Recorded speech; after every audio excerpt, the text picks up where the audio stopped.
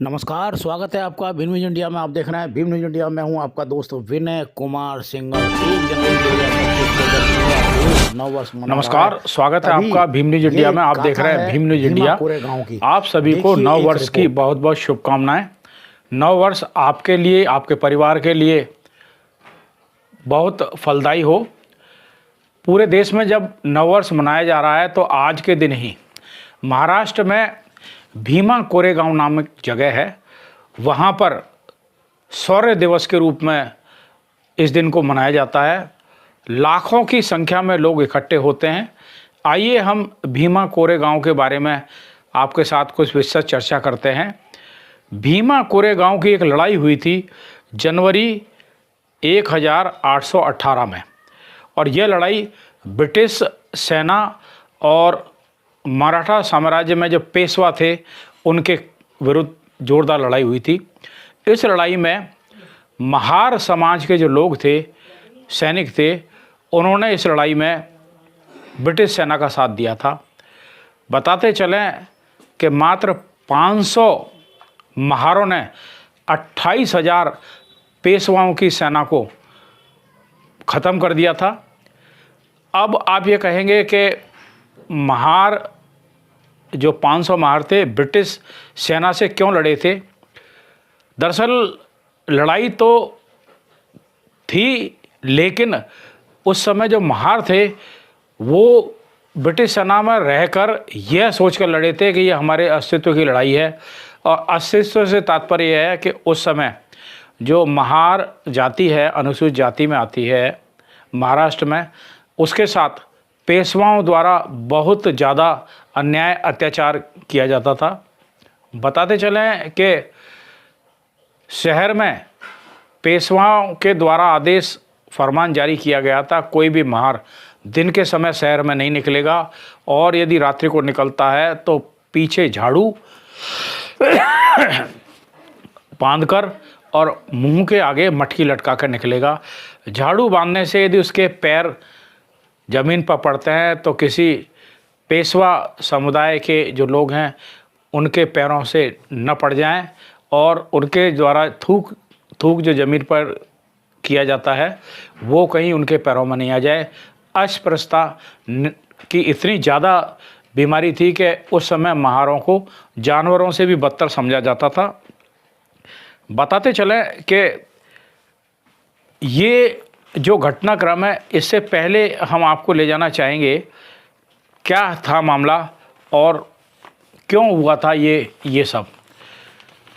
जैसा आपको पता है कि बहुजन समाज में जन्मे छत्रपति साहू जी महाराज के जो वंशज थे, नाम सुना होगा आपने, महाराज संभाजी राव को इन पेशवाओं ने ख़त्म करके उनके शरीर के अनगिनत टुकड़े करके फेंक दिया था।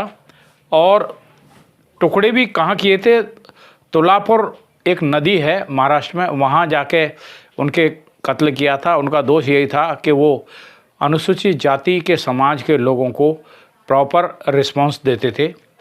समाज में ये भेदभाव को समाप्त करने के उनके जो कार्य थे उनसे पेशवा नाराज थे। बताते चलें कि संभाजी महाराज क्षत्रिय नहीं थे, वे जाति से तेली समाज से थे। यही उनका गुनाह था कि उनके द्वारा जो कार्य किए जाते थे उनको ये पेशवा पसंद नहीं करते थे, क्योंकि ब्राह्मणवादी सामंतवादी उस समय परंपरा थी। बताएं आपको आगे चलकर, जब इन महाराज संभाजी महाराज के टुकड़े करके तुलापुर नदी में फेंक दिया गया था, और ये फरमान जारी किया था कि जो भी इनको हाथ लगाएगा उसका भी कत्ल कर दिया जाएगा। काफ़ी समय तक कोई आगे नहीं आया, पर एक महार जाति के व्यक्ति थे, पहलवान था, उसने हिम्मत दिखाई और आगे आया, जिसका नाम था गणपत पहलवान।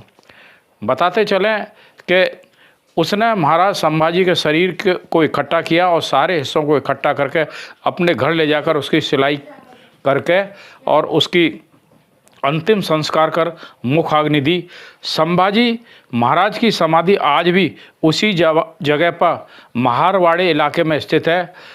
यह सूचना मिलते ही पेशवाओं ने जो पहलवान गणपत था उसका सिर कलम कर दिया और साथ ही यह आदेश जारी कर दिया कि कोई भी दलित समाज का व्यक्ति यानी महार व्यक्ति अपने घर से बाहर निकलेगा तो पीछे एक पेड़ की डाल बांधेगा और गले में मटकी लटकाएगा।